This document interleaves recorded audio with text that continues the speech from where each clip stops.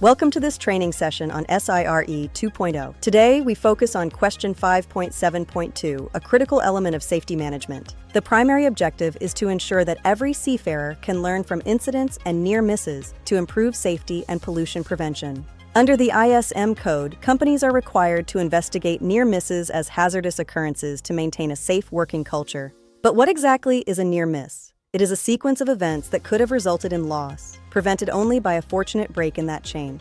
Potential losses include human injury, environmental damage, or negative business impacts like repair costs or loss of reputation. For example, a person moving away just before a crane drops a load is a near miss.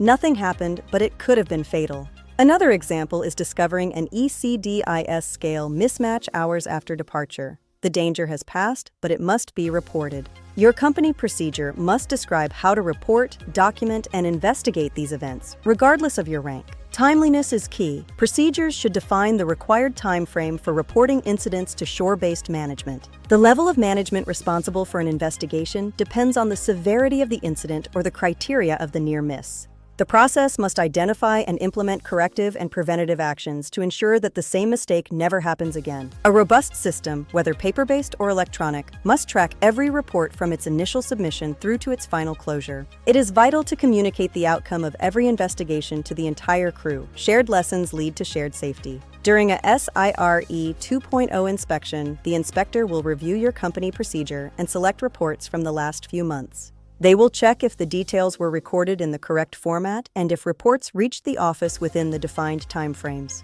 The inspector will verify that shore-based management acknowledged the reports and that investigations were handled at the right level. Crucially, they will look for evidence that corrective and preventative actions were actually implemented before the report was closed. Every report must be closed out in the tracking system. An open report with no follow-up is a major red flag for any inspector. Inspectors will interview ratings to verify their understanding. Can they explain how to report a near miss they've just witnessed? Ratings should be familiar with the onboard process. They don't need to know the office details, just how to raise the alarm. Make sure you have all documentation ready, including acknowledgement records and all reports generated in the last 3 months. Negative observations occur if there is no company procedure or if the master is unfamiliar with the tracking and closure process. Failing to report to shore management within the required time frame is another common ground for a negative observation. If there's no evidence that investigation outcomes were shared with the crew, the inspector will note a failure in the safety culture.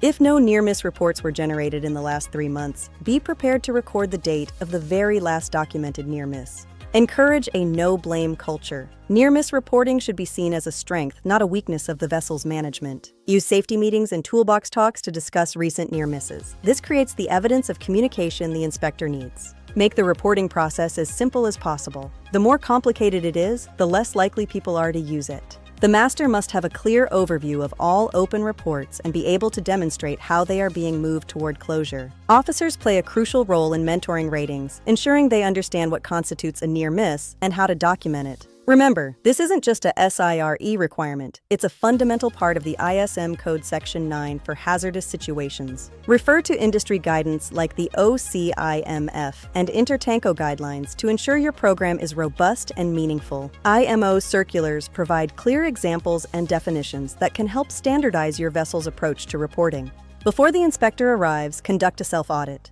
Pick 2 random reports and follow them from start to finish. Ask yourself, is the investigation complete? Is there physical proof of corrective action? Was the outcome shared with the team? Have your reports, office acknowledgements, CAPA evidence, and meeting minutes ready for quick retrieval. Incident and near-miss reporting is about more than passing an inspection. It's about bringing everyone home safely. By reporting today, you are actively preventing the accidents of tomorrow. Your contribution to safety is invaluable. If you have any questions about the reporting procedure, please consult your safety officer or company representative. Thank you for your attention. Stay safe and stay compliant with SIRE 2.0. End of training module. Safe sailing to all.